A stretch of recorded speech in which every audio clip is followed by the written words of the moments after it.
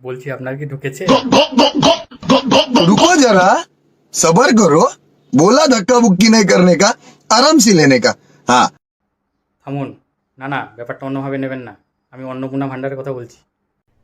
अरे कहना क्या चाहते हो? সোশ্যাল মিডিয়াতে কিন্তু ব্যাপারটা ভাইরাল।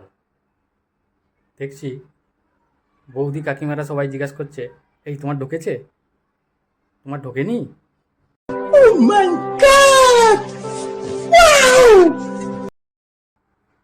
পাড়ায় কিন্তু বৌদিদের এর ওর বাড়ি যাওয়ার ব্যাপারটা কিন্তু বেড়ে গেছে।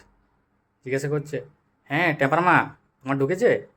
হ্যাঁ গো পুটির মা তোমার ঢুকেছে? এই তোমার ঢোকেনি টুনির মা? कौन है ये लोग? कहां से आते हैं ये?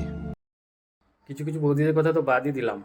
সোশ্যাল মিডিয়াতে নোংরা নোংরা ড্রেস পরে একটাই টপিক নিয়ে আলোচনা, ঢুকেছে না ঢোকেনি। अच्छा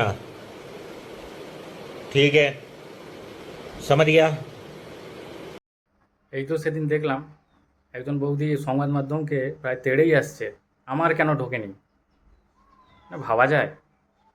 আমি তো ভাবি যে এরা না আমাদের সিএমের উপর এফআইআর করে দেয় এতজনকে না ঢোকানোর অপবাদে।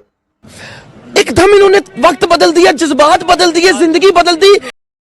ব্যাপারটা এতটাই ট্রেন্ডিং, এতটাই ভাইরাল যে কালকে ডিউটি থেকে ফেরার পথে বাসে বসে আছি, আমার পাশের সিটে বসা একটা নন বেঙ্গলি কলিগের ম্যাডাম ফোন করে বলছে, सुनिए जी जो हमारा पड़ोसी है ना झुमा भाभी, उनका कल 3,000 रुपया घुसा है।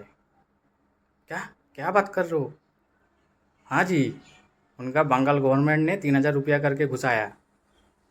क्या बात कर रहे हो? सही में? बोले हाँ जी। बोले चलिए हम लोग भी बंगाल में आधार कार्ड वोटर कार्ड बनवा लेते हैं। क्या क्या बात कर रहे हैं? মানে ভাবা যায়? একটু ডিপলি ভাবুন তো।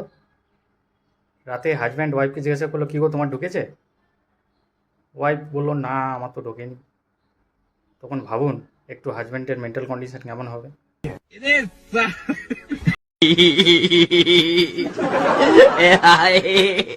ए भाभी